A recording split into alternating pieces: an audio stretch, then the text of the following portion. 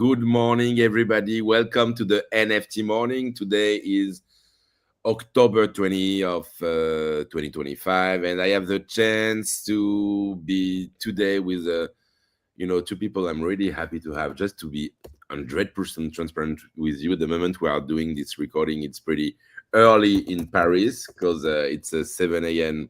for us and pretty late on the west coast of the US. And so yeah, I love these kind of conditions. It's pretty cool. And so I have the chance to be actually with Christopher Fabian from the UNICEF. Actually, hi Christopher, how are you? Hey, good morning. Happy to be here on this early morning with you as well, John. And it's really a pleasure to be on the podcast. Thank you for being there. And I'm pretty sure now people listening, say, oh, UNICEF at the NFT morning, it's interesting. I see that I can hear some people just opening their eyes and say, wow, what's going on? Why are you there? And just to give you the big picture, actually, it's the third podcast we're doing related to the digital sector of Paris photos. So, we had the chance to have during the last show, the gallery called Taex and the artist Kevin Abosch. And so for this session, actually, so UNICEF will be part of Paris Photo, with this project called Giga, and you will talk a bit more about it. And you're coming to Paris Photo, so the collaboration with them. And of course, you're coming with a really impressive collab with the artist Cole Sternberg. And Cole is here also with us this morning. How are you, Cole? Hi, I'm good. Good to see you guys. Good morning. It's evening here, but Yeah, evening for you. Thank you for being at this time, at 10 p.m. on your hand, and it's super cool to have you. So yeah, the name of the project is called A Garden. And actually, it's very interesting, to have you call because an artist with all your background and your experience, coming also to this show. I think it's it's a lot of very exciting, a lot of big names coming there. So just to give the big picture, about Paris Photo. It's the third year in a row that they have a digital sector, so it's pretty important because for people who don't know, Paris Photo, it's the most important art photo fair in the world, basically. And it's for people, for DJs, people like me, following the NFT and digital art world, having such a fair, giving such a big part to digital and what they've been doing with Nina Roher's curation the last 3 years is pretty impressive. Actually, they are pioneering something. We can see also that other trade show or other shows fairs like Art Basel, for example, starts to investigate into that. So it's we can we are pretty excited about it, and the yeah I believe that this show that will happen in 1 month, than 1 month now, in 2 or 3 weeks from now. So it's on November. Let me give you the exact date, basically. So it's November 13th, and so I believe also it's starting a bit earlier for VIPs. Will be super cool. So yeah, basically, just Christopher, maybe just to understand also, can you tell us a bit more about what is Giga? What is this project basically? Super. Well, I mean, we're thrilled that we can talk about this project at an art fair because it's such a complicated thing to connect every school in the world to the internet that sometimes it gets lost in the technical, aspects of what we're trying to do. But Giga is a partnership between UNICEF and the Telecommunications Union. It is an initiative that we started about 6 years ago now to connect every school in the world to the internet and every young person to information and opportunity and choice. And John, if you think about it, that wasn't a problem that I knew was even. I didn't think about school connectivity as a major problem, but it turns out that about half of the schools in the world, about 2 billion people, aren't connected to the internet, which means all of the degen life that we love and live isn't available to a third of the world's population. And I think that has really significant impacts when we're talking about the benefits of blockchain technology, which I very much believe in, and I can talk a little bit about our history on our team and what we've done specifically on the tech side. But if we're thinking about a world where we decentralize finance, where we give everybody the opportunity to create their own art, to create their own truth and vision, and that world doesn't exist for a third of people, it really makes it not a true story, as far as I'm concerned. If we're talking about this expansive, open, permissionless system, and we say, well, 30% of people will never have access to that because there's no internet. So Giga tries to solve that. And John, I don't know if you want to pull up the map that I sent you the URL for, but I can give you a quick overview. This is if people who are listening want to go to maps.giga.global, they can see this website. This is a platform that we've built over the last few years. And if you look at it, you'll see a bunch of colors. If you click on maybe Brazil, for example, you'll see all of the dots that are green are schools that are connected to the internet. And you can zoom in a little bit more. You can see them in really fine-grained detail. All of the dots that are red are schools that aren't connected. And all of the dots that are blinking, kind of that heartbeat, are giving us data every 4 hours about whether or not that school is connected. And I love this map because for me, this map shows truth. If you click on go to school page at the bottom there, you'll see the data for this school over the last week. Over on the left-hand side, you see it's connected at 91.31 Mbps. So that's a school that's fairly well connected. But if you zoom out to look at Brazil, if you zoom out a little bit wider, you'll see that the country isn't, even for a wealthy country like Brazil, parts of it, like the Amazon, if you click on Brazil up in the top left, you'll see that the Amazon region is the least connected part of the country. There's a lot of red there. There are a lot of kids there who can't get access to information, who aren't learning well, who aren't going to university. And we know that because we see the exam scores, we see that kids aren't getting jobs, but you can now see it in data in real time. And so we started Giga to try to address this problem, to make all of the red dots turn green. And if you look at a country, maybe if you go to... Sorry to interrupt, just because for people who are not watching, because you have people just listening the NFT morning also. Oh, that's true. You will get the link, so it's maps.giga.global. You have to look.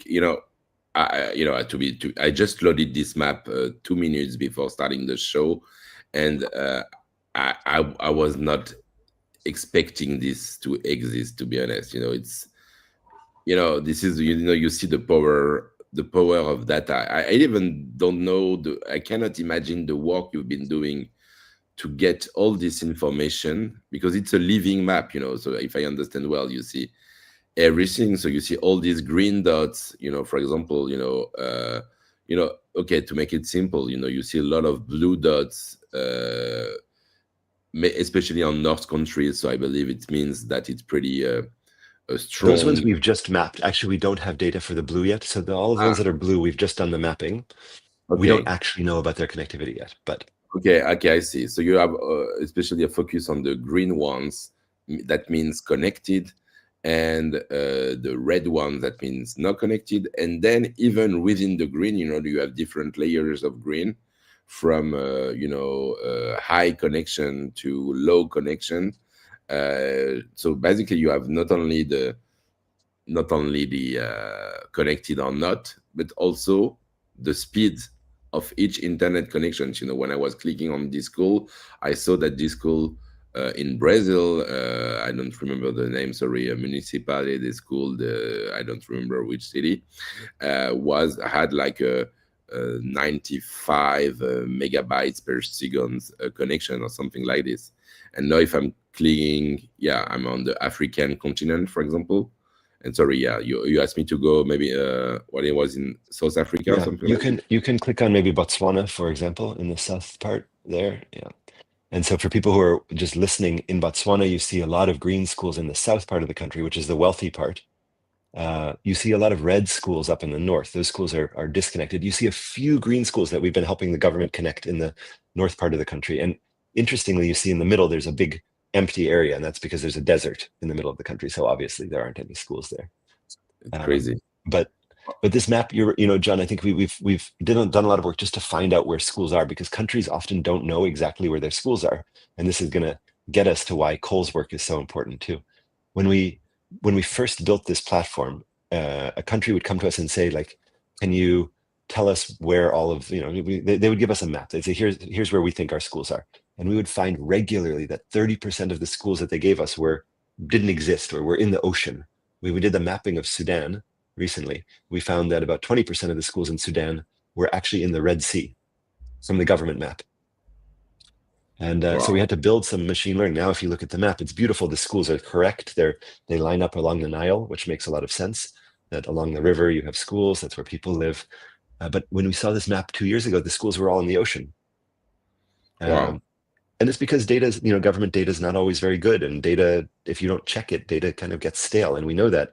I think NFT life tells us that more than anything else, that you need to have, you can really see things. You can have oracles that tell you about the world, but nobody's ever done this for schools. So countries would ask us to map. I don't know, because it's a huge work. I mean, it means that when you see all these maps, I don't know how many dots you have on this, but it's very impressive because, you can really see different colors and you really need to zoom to realize that there are dots. So I think, you have thousands and thousands of dots. Millions, about 3 million. We have about 3 million dots. 3 million, wow. Okay, yeah. And though I can see it on the left, actually, I can see that, yeah. Well, maybe I lied. 2.2 million. Sorry, I'm waiting for one big country to come on. It's giving the order, the size of the data quantity that you are managing. And actually, and it's mentioning almost 500,000 schools connectivity status mapped. And this is also crazy, you have more than 100,000 schools, 108 to be exact, schools connected with real-time data. So what you told me beforehand, that you can basically get their connections every 4 hours. You can see if they are still connected or not, right?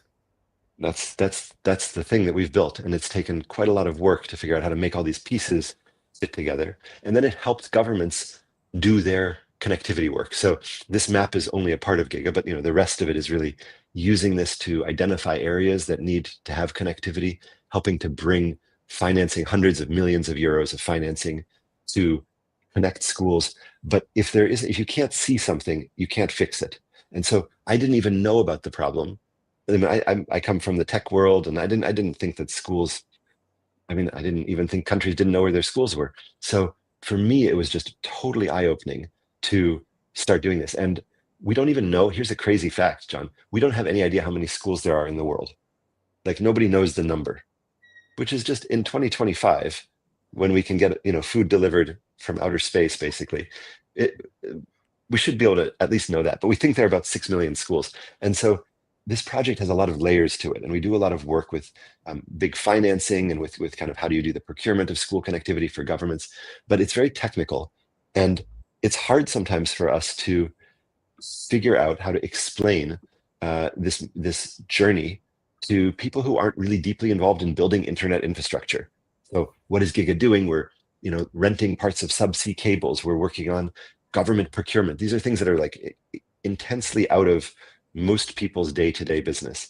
And when you say that it's important, the project, when it's important to connect kids, it kind of is a little bit far away. And so working with artists, and particularly working with Cole over the last few years, has allowed us to tell the story of why connectivity matters, even if you're not deeply involved in the technical parts of kind of setting up school infrastructure in the 43 countries that we're working in. I would say that just the last piece on it is that these schools that aren't connected, that come online, the schools that are red, that turn green, don't have websites. There's no URL. You can't go to the school's website and see what the football team looks like. Yeah, and how the knowledge is only at the local level. Yeah.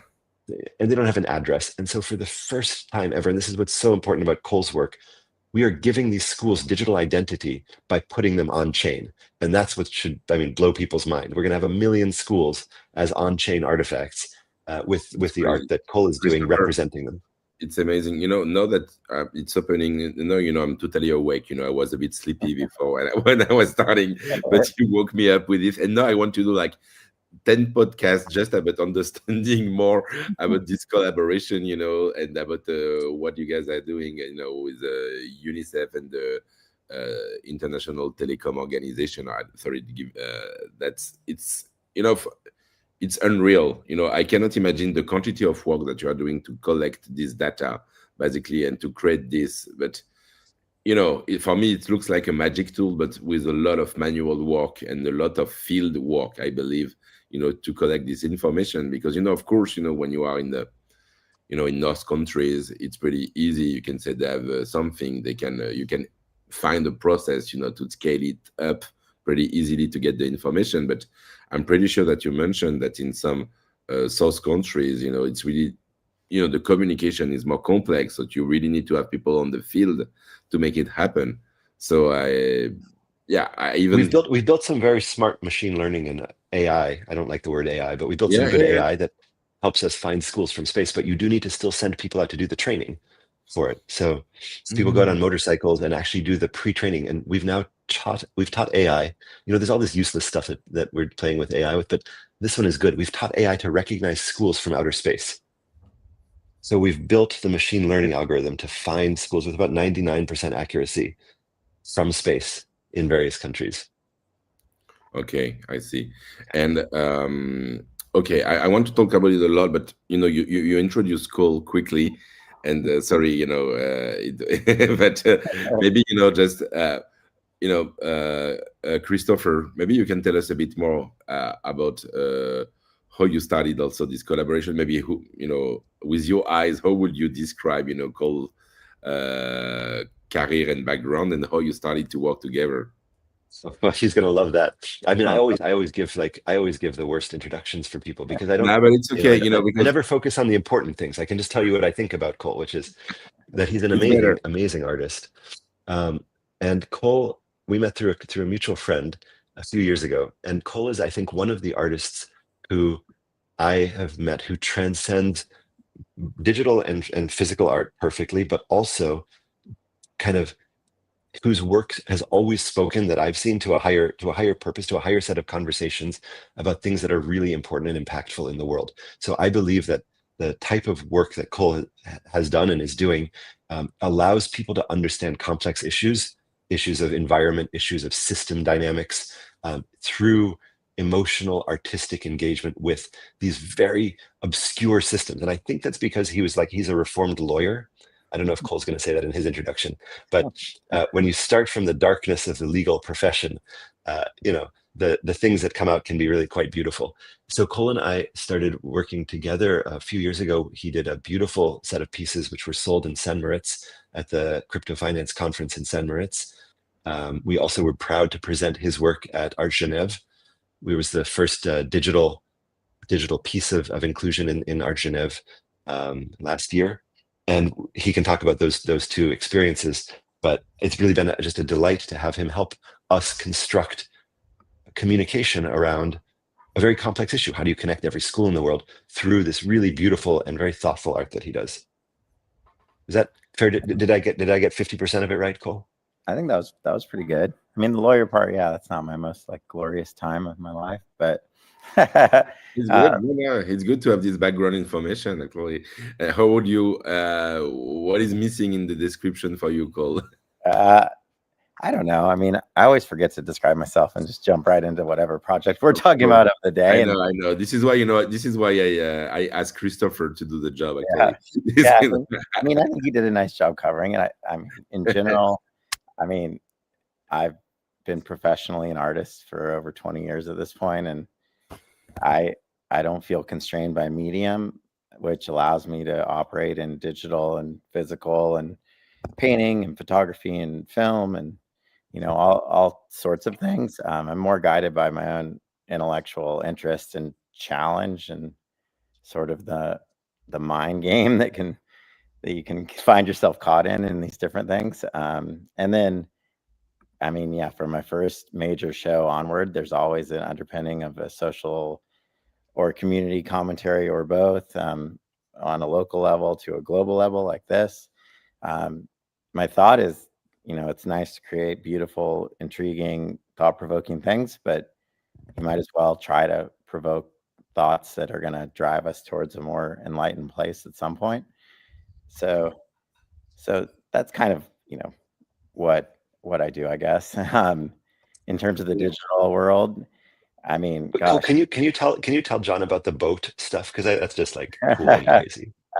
One thing that I'd say the thing that more people know about than anything probably is part of my practice is creating paintings that are affected by the environment and recomposed by the environment. In 2015, I went on the maiden voyage of a shipping vessel across the Pacific. It was 22 days because we caught heavy storms. And one day I just threw what I would consider at the time a finished painting into the water and let it drag next to the ship for about an hour, I think. And it completely recomposed the work. It looked like light fracturing through water, or light fracturing through trees. And it had this geometric consistent pattern that was environmental that I didn't create. And it felt like this small miracle. And process painting wise, I hadn't heard of anyone doing anything like that other than Yves Klein at least once, put a painting on his roof and drove from Paris to Lyon in the rain.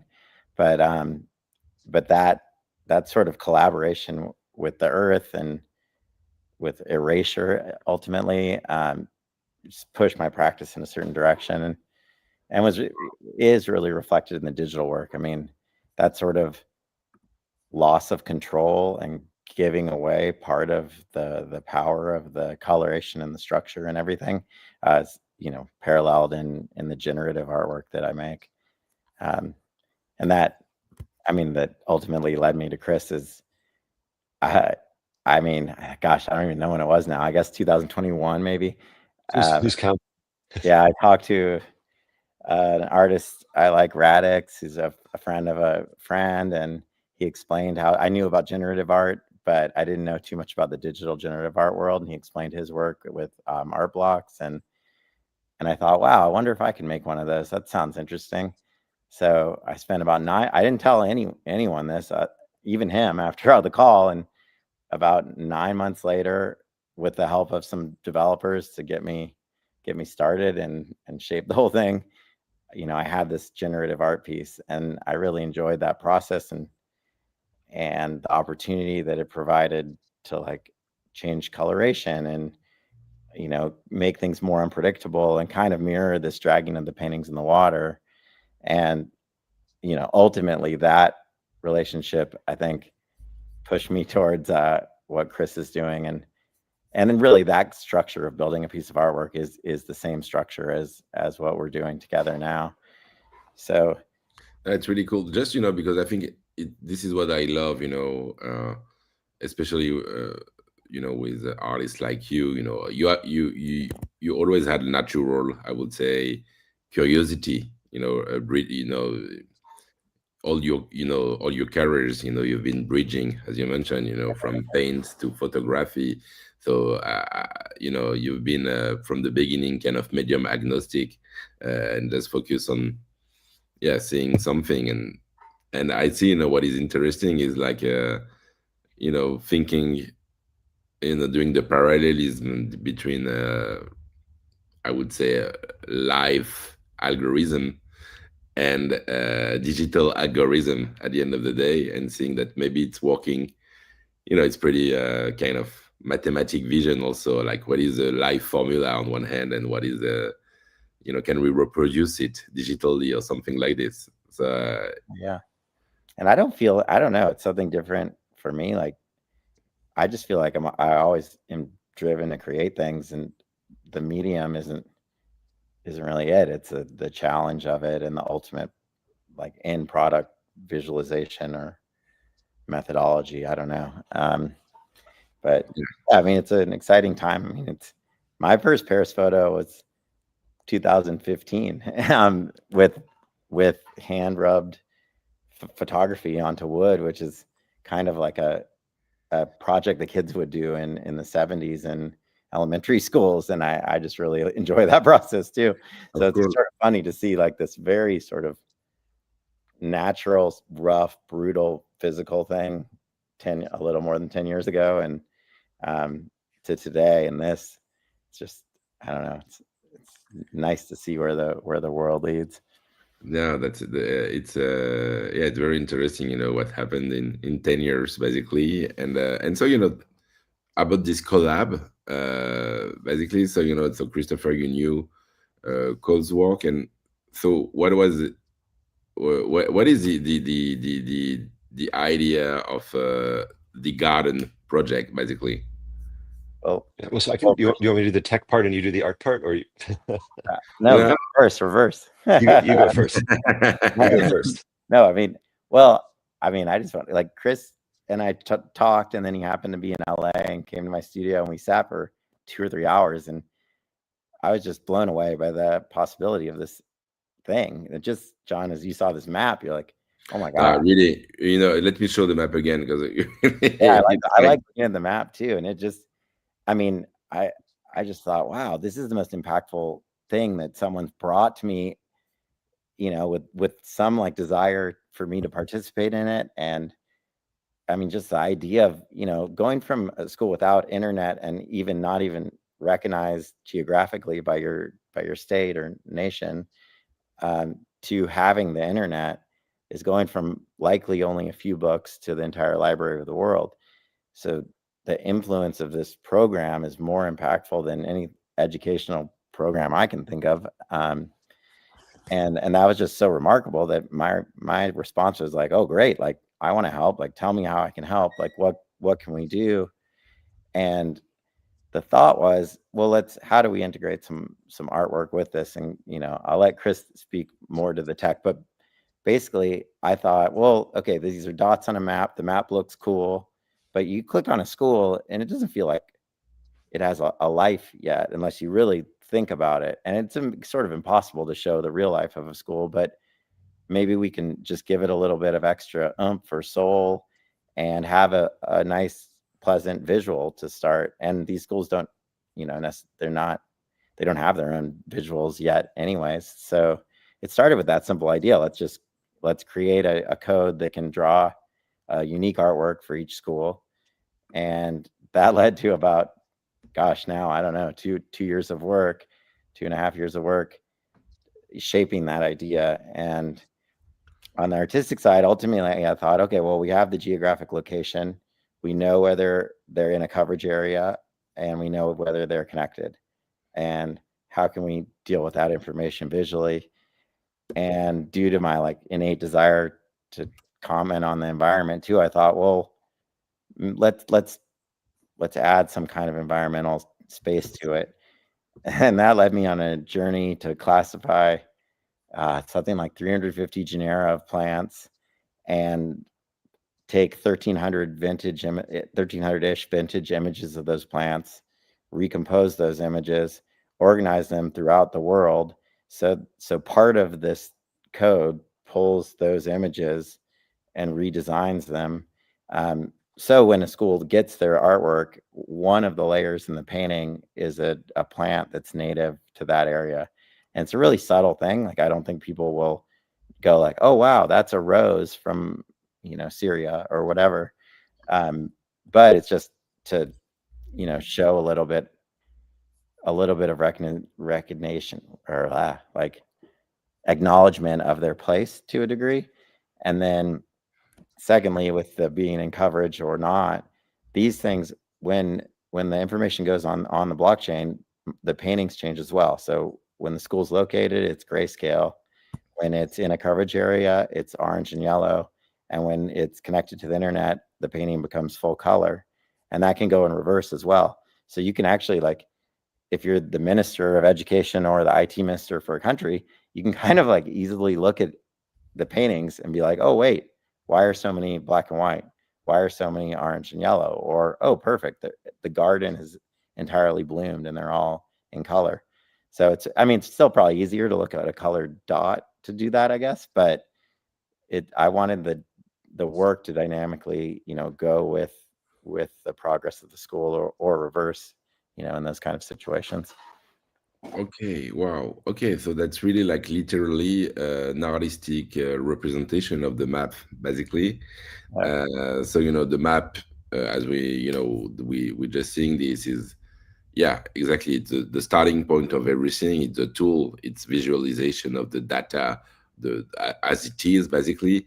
But then you thought the objective was to have like an emotional layer to even talk more, Oh yeah, to make it feel more emotionally explicit for people, right? sure. And also, I mean, the country I live in, I wish I could call it California, but the bigger country I live in, has cut art and music and writing from its educational system pretty much. And unless a private person in my neighborhood pays for the school to have an art program, the school doesn't have an art program. So I think, there's this sort of like subversive thing that I'd like to do. Like, okay, hey, new school that's connected, check it out, artwork. Like maybe there's just a little comment globally that we can make, like, to the importance of art. Like, these things are all interconnected. Like the best coders also play guitar or paint. I heard that Google recruits like philosophers because people that study philosophy are like, for some reason, more attuned to whatever Google's looking for. So like the idea that we can, and I don't even know if I ever told Chris this, but like the idea that we can like give the the world a little nudge, like, hey, art is still important in this whole conversation. It's not like connect to the internet and then become an engineer and that's it. It's like, no, you have to like have a totally full educational experience. Wow.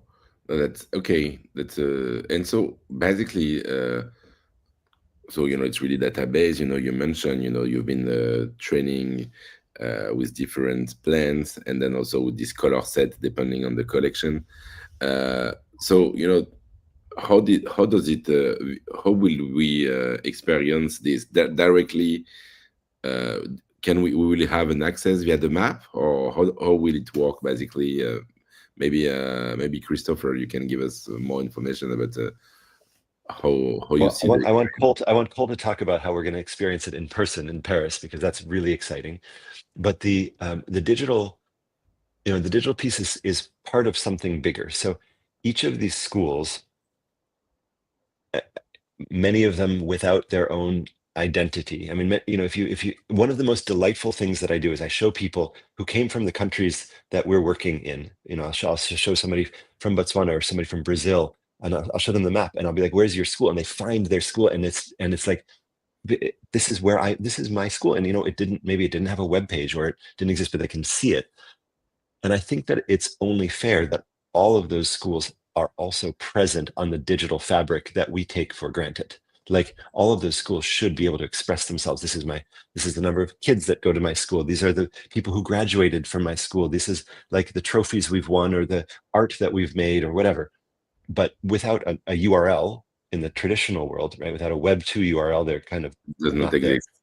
Yeah. What they do get now with this project is they get their own Web 3 web space. So they get block space on our chain, on Base, so they get web space there. They get digital space. Every school becomes an NFT. I don't really like the word NFT. I know we're on an NFT podcast, but like, the phrase NFT kind of has a lot of different meaning attached to it. But they get a digital artifact of their school that is both updatable over time and also linked to the ability for, in the future, them to receive payments, for example. So you could maybe fund the school for them to link that to a website if we want. So you could see the school, and of course for it to be always linked to Cole's art. So the idea is to create the largest digital registry of schools in the world on chain, and have them be represented with these beautiful layered algorithmic pieces of art that Cole's created. How's that for seven on a Monday morning? That was good. No. You're not playing, Chris. It's really like I'm discovering really something that was really unexpected for me. This because it's extremely deep. So what you mean is really like, yeah, of course, getting their own URL, getting their own unique piece defining them, and what they even have a wallet or something like this that is connected with us. I don't want to ruin the surprise, because we haven't, but yes. I mean, the idea is like, each of those schools, if you look at our map, if you look at maps.giga.global, you see all of these dots, and the dots to me are nodes in a network. So to me, that's a representation. Like when I think of, I've been in the blockchain space since 2015. So we built the first crypto fund in the world and in the public sector. We've done a lot of stuff. But when I think about networks and I think about sort of decentralized networks, I see them visually. And that map that we have is a map of a network in a country. And you have strong nodes, the ones that are blinking green, and you've got weak nodes, but eventually they'll all be green. And when you have nodes that are green, you should be able to move money to them, because what's the point of a network if you can't move stuff across it? And then you have people who are wealthy, who've made careers, but they graduated from this school that was poor and they want to give back to it, for example. Or you have a teacher who's doing a wonderful project to sample the soil pH in her community, or check the weather, and she wants to sell that data up. So you should be able to move money. So imagine if each of those schools actually has a wallet and has some ability to move things around. I don't want to give everything away yet, but this is what we're building. And so we have a project called Giga, which is really building that underlayer of our work and taking the map from being a Web 2 map, which you've shown and you've seen, to being something much, much more powerful. And it's hard because there's no product market fit for it. Like nobody really wants to use that yet. So we're building this dream castle, but we very much believe that it's like the railroad tracks that you need to build in order for stuff to be delivered. And in a few years, it'll be very important to have these school addresses. So when we mint the artwork, and Cole can talk a little bit. Actually, Cole, why don't you tell us what happens when we mint? Because that's fun. Well, oh gosh, I mean, what do you mean? How the work generates? Yeah, I think how the work generates and then who gets it. I mean, so we create there are 2 copies created. We're still. I don't want to give. I don't want to give too much away. You don't want to say too much. Well, I mean, the goal. Let's imagine. Let's do it hypothetically. Hypothetically. Yeah, well, I mean, I'm not sure what happens. Like for me, this is more of Chris's expertise, because I like to just envision these paintings, and the idea that, I mean, John would actually know this probably the best. This might be the biggest generative art piece of ever, because the first release, I mean, our beta is 50,000 schools, but in its current form with the 1,300 images, it can comfortably do a million with decent variety. Then you have to go back and start picking plants again, right? Yeah, well, we've talked about using AI, to sort of assist. I feel like I've used the most prevalent genera, but to draw new ones. And I mean, for me, it's like, you'll see they're like Polke dispersion paintings from the 70s. They're or like screen prints or like pixelated glitch art.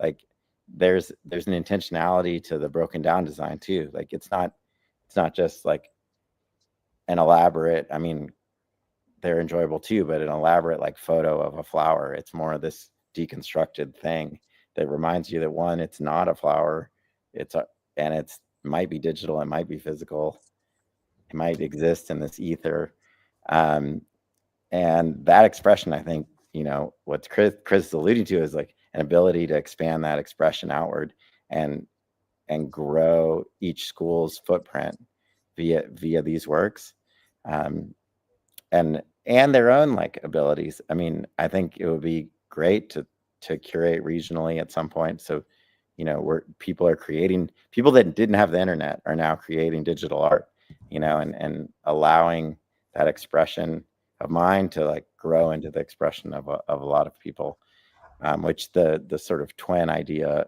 can assist with that, I think. So I can maybe say, like, I'll talk about a dream a little bit. So don't hold me to it, John, too much in 3 years, because we're still building it.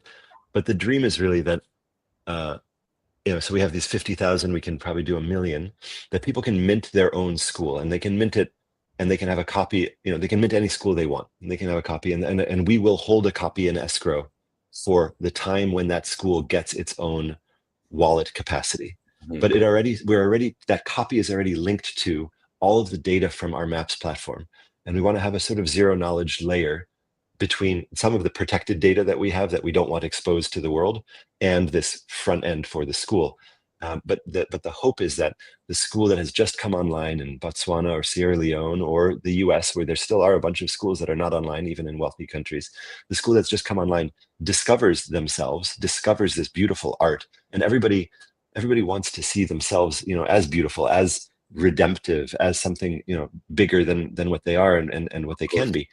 And they find that thing and they say, oh, that's great. Well, how do I get that? Like, can I display that in my school? Can I print it out? Can I put it on the front of my exam books? Can I do something with it? And then they come to us, and maybe they come to UNICEF, and they say, well, how do we get that? And then the whole process starts. That's yeah. And it's also, because of course, and especially with schools, you have this belonging feeling, whatever, you're part of it, and you want, it's kind of a new kind of flag also for your school, something that you representing you, that you are, and that, yeah, you are happy even to, of course, to enjoy physically, but also share online on social media with people. And so, yeah, it can really be something that is, I can see, like, yeah, this kind of a, yeah, I'm talking about flag, but something, like kind of something that is representing the DNA of your school on something visual, and that you are happy to share, and it's for you, it's unique, and for you it's the best because it's your one in a way, and so, yeah, it can become, this belonging feeling can make it, yeah, I think the potential is, as you mentioned, is, yeah, it's human potential basically, at every level. A former student from any school could do something based on this and develop it. So it's wow. Yeah, no, it's That's fun. it's And you asked how people experience it. So there is an infinite scroll. We've built a platform for viewing things digitally. But the thing that Cole's debuting at Paris Photo is going to be quite cool. Yeah, can you explain a bit more? Just, which is not maybe digital. I know that you don't want to say too much about it, but maybe you can just give us the big picture.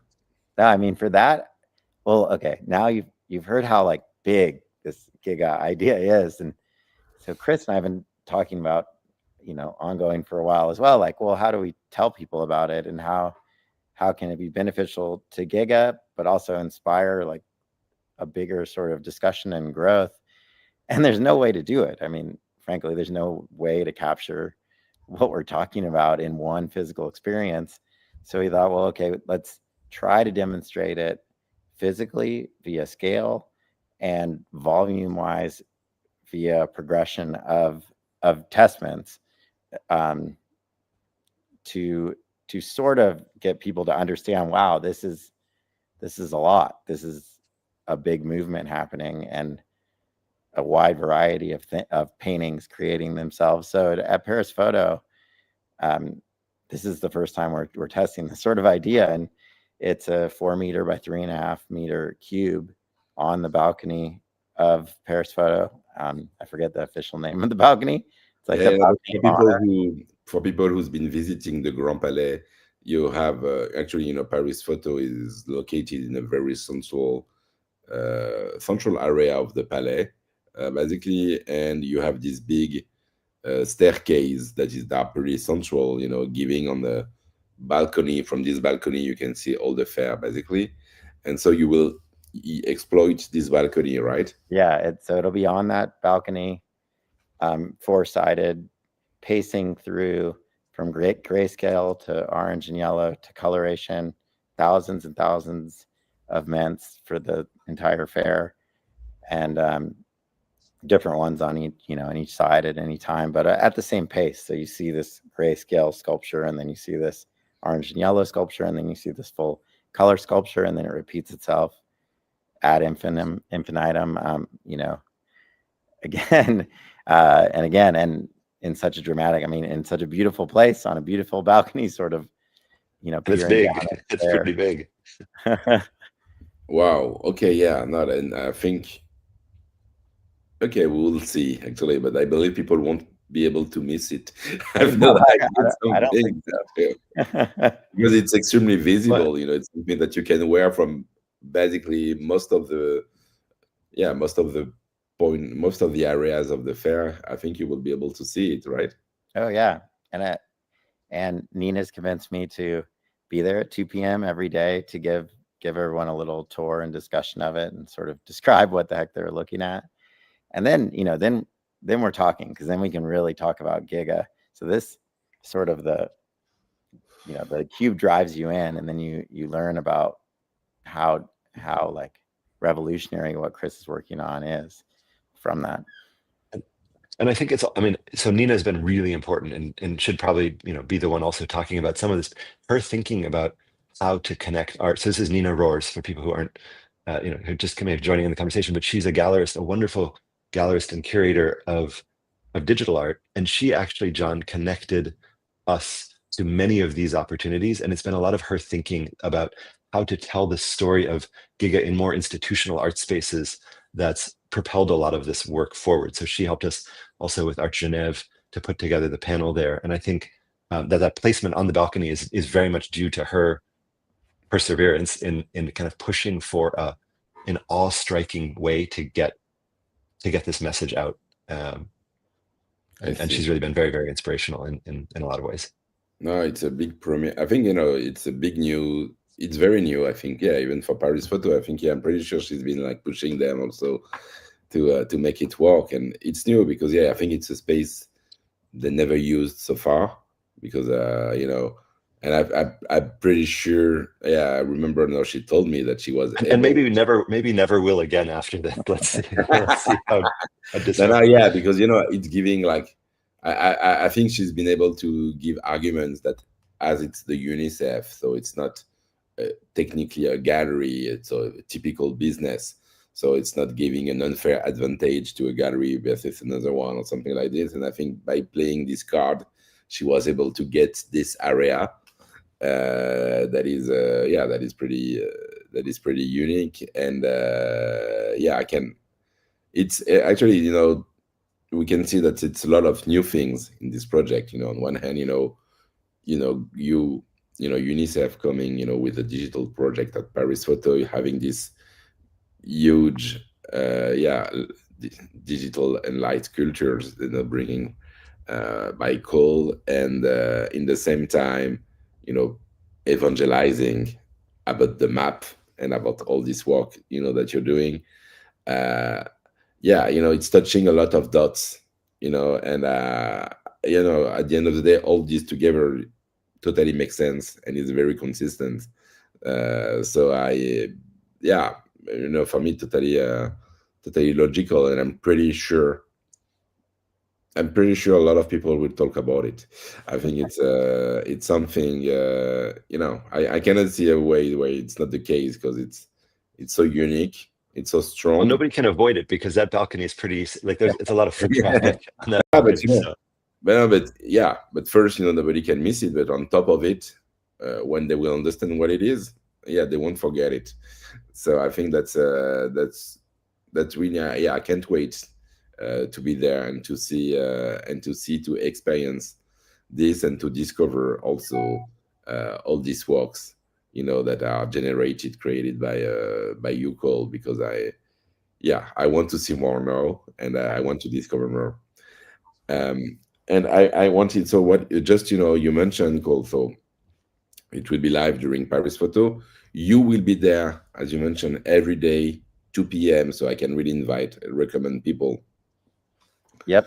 To know, to discover more with your Cole at 2 p.m. every day all along the Paris Photo Week.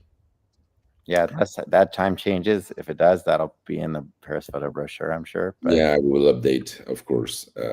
Because for the record, we are still pretty early. We still have Paris Photos is in 3 weeks from now, so you still have time. I'm pretty sure you still even don't know exactly how everything will happen. So I still need to book my flight. So but I really invite you to see, to visit on site and to come.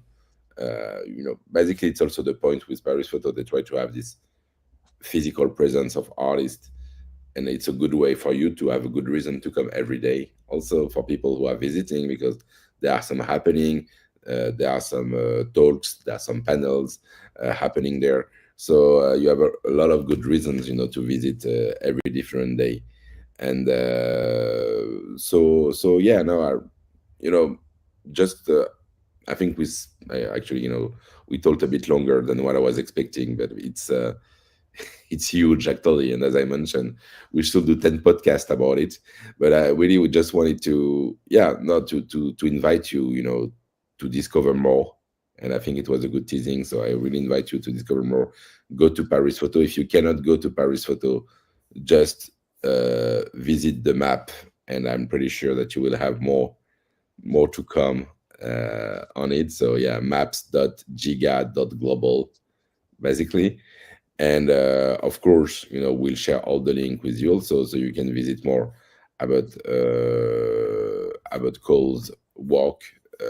But if you want to, basically you can visit Cole Sternberg profile on Instagram, and just colesternberg.com website basically, and so you can discover all the work there. Cole, Christopher, thank you very much. Thanks, John. Thanks for the early morning, John. Yeah, have a great day, Christopher. Cole, have a great night. I'll go to sleep. Sounds good. And so, for people following us, actually we have another show later today with another another amazing artist that is basically it's Norman Harmon, and with Avant-Galerie Vossen. So we'll invite you to follow that also. Everybody, have a great day, have a great night, and good morning. Happy. Good morning. Really happy. Good morning. To be with you.